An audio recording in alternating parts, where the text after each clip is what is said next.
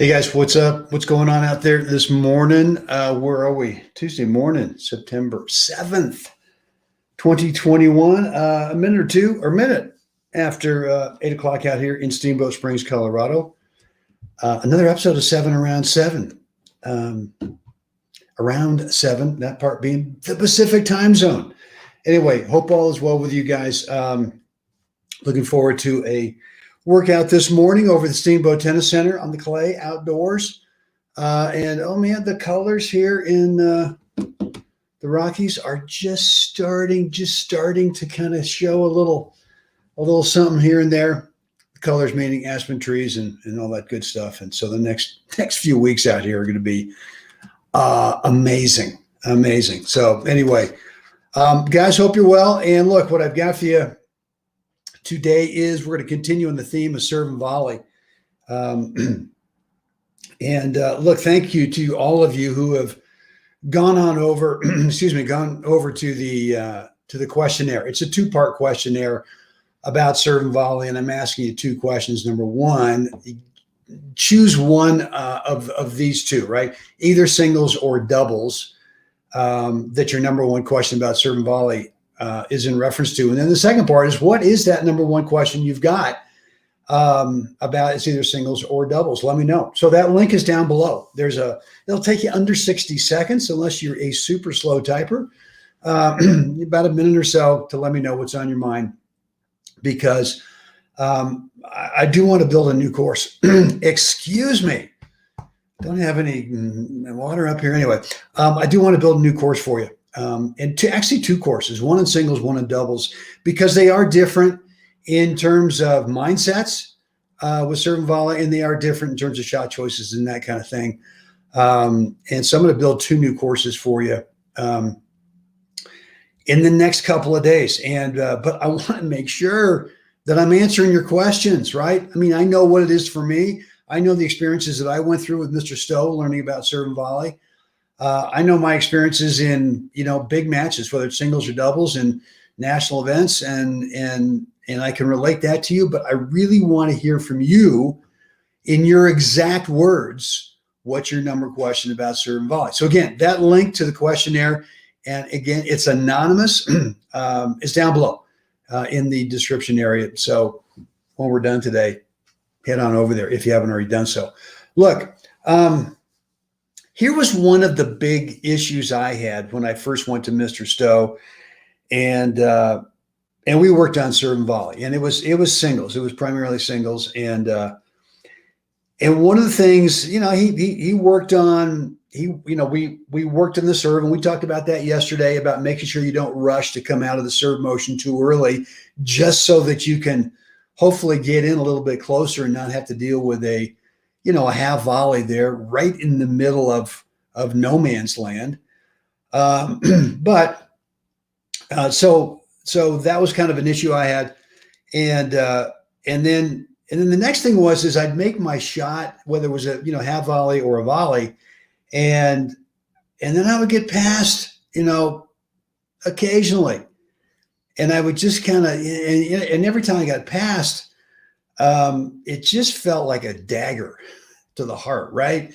And so I go back to Mr. Stowe and say, look, okay, this is great, thank you, but I'm getting passed. And he said, well, is this in practice? Is it in real matches? What is it? And I said, well, it's mostly in practice. I'm doing what you told me to do, which is, find a practice partner and just work on the serve and volley, where I would serve for maybe 10 or 15 minutes on my own.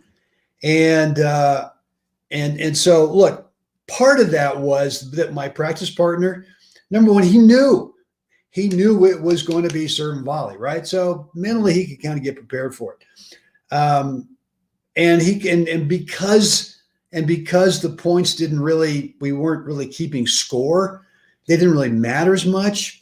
That practice partner over there was a whole lot more relaxed, and certainly I'd win some points, but I just felt like I was losing too many of them. And Mr. Stowe would say, well, look, that's where you learn in the practice arena. That's where you learn the experiences about when you play a transitional shot, about what's most likely going to happen with that opponent. You know, what are they most likely going to do? And the only way you can figure that out, I mean, it's not like on every time you play a transitional shot, they could, with ease, they could go up the line, they could go cross court, they could chip it low at your feet, they could lob up the line, they could lob, they could, you know, that they would always have 6 or 7 different shot choices, and you never knew which one was coming.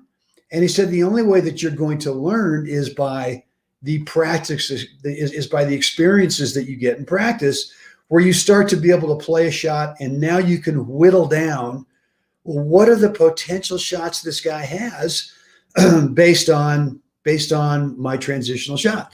So then what you do is, well, now you don't have this whole long list of shots you think you've got to cover where you feel completely exposed out there. Now you've whittled it down to maybe 2.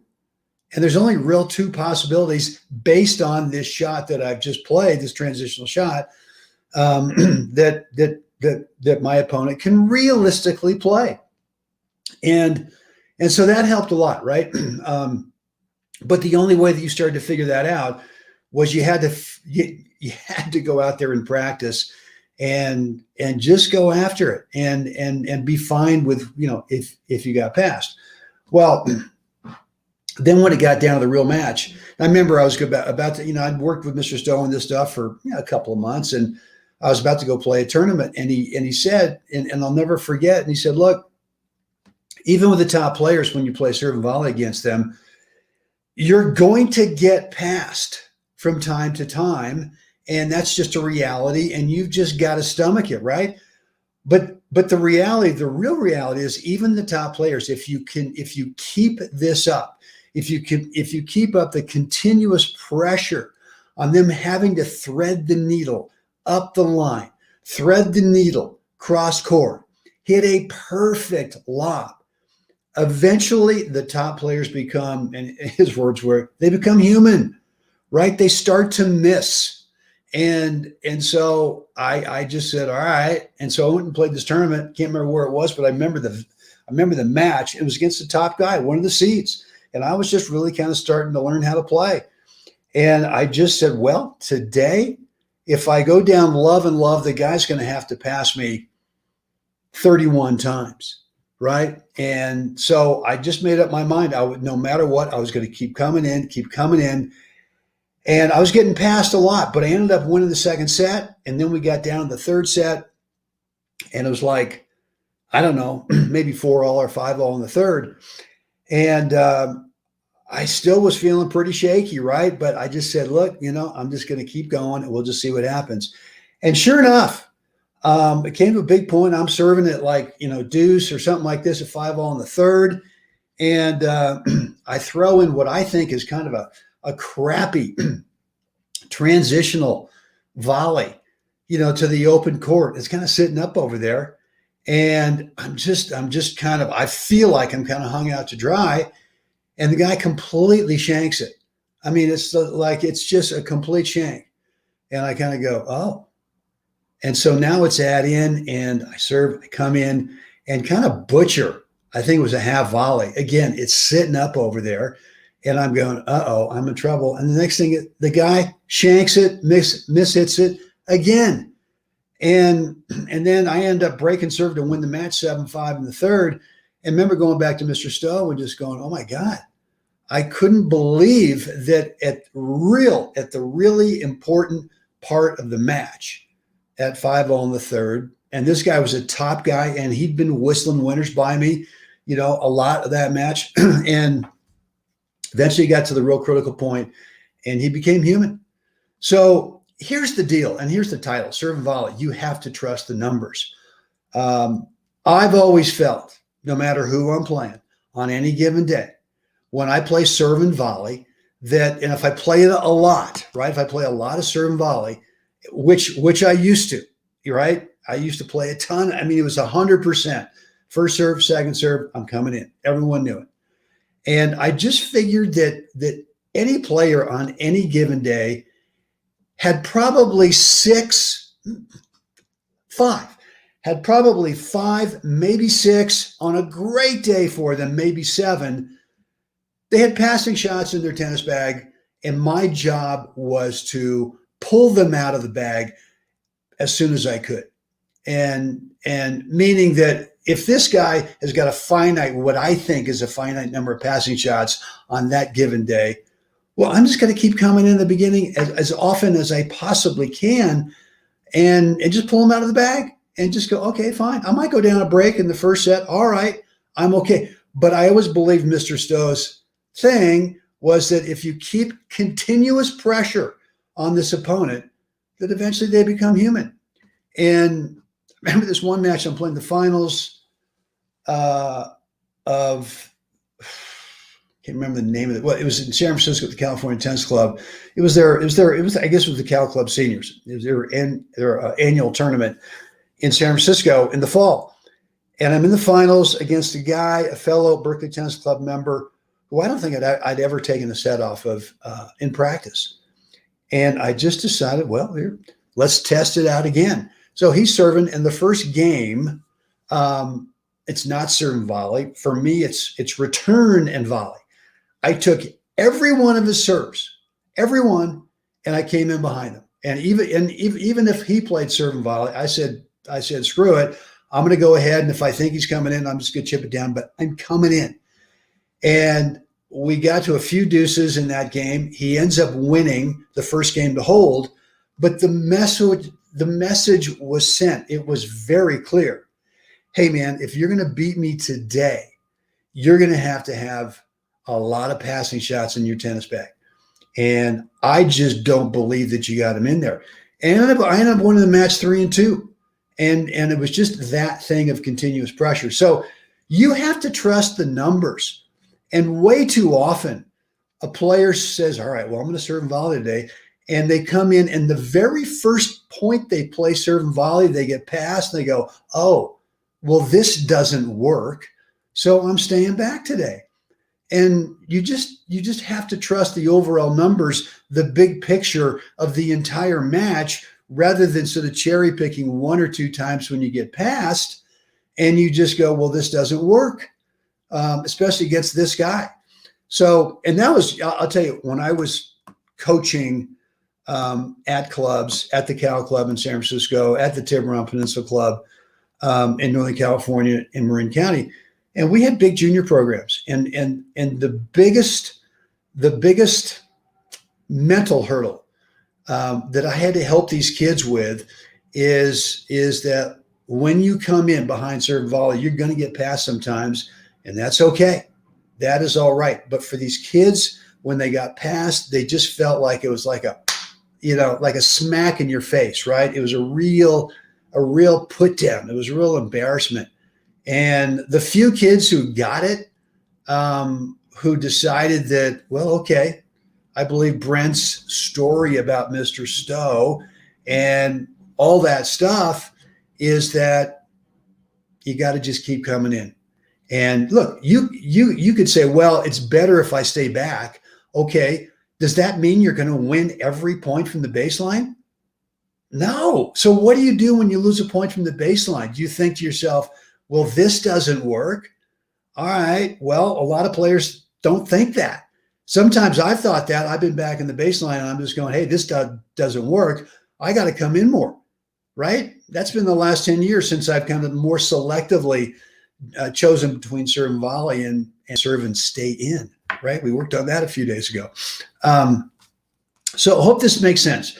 You got to trust the numbers. You got to have a thick skin. You're going to get past from time to time. And look, sometimes it's an unintentional winner, right? You play a great transitional shot. Could be a half volley, could be a volley as you move in. And the next thing you know is the guy is intending to play his pass cross court. Because your shot's so good, they time it a hair late and it screams up the line for a winner. All right? Lucky for him. You feel like, well, and it's just the breaks, man. So if you want to get good at serve and volley, mentally you got to overcome this hurdle that you're going to get past. I mean, you got to accept it.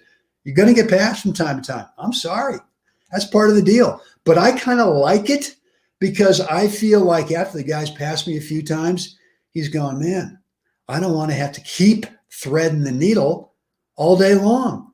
And so what happens is like sometimes on their return, they try to juice it up a little bit more, make it a little bit bigger. And I don't mind that because they've given me pace. They're still stuck there in that return to serve position. I got a big wide open court as I receive the ball, or they try to juice it up a little bit more. And the next thing you know is they start making unforced errors only because of that continuous pressure that you keep putting on them, where they're thinking, man, I don't want to have to keep passing, threading the needle, doing this, doing that. So there you have it. Guys, would love to hear from you down below in the comments area. What's on your mind from today's mild little rant, or any other part of your game? Down below in the comments area, let me know. Or you can shoot me an email, brent@webtennis.com. And if you haven't already done so, would love for you to take 60 seconds. Down below in the description area, there's a link that will take you to the 2-part anonymous questionnaire about serve and volley. I want to know what your number one question is. All right, guys, that's it for me today. It's time for all of us. We got to get out there today, help someone else have a spectacular day. Guys, see you again tomorrow.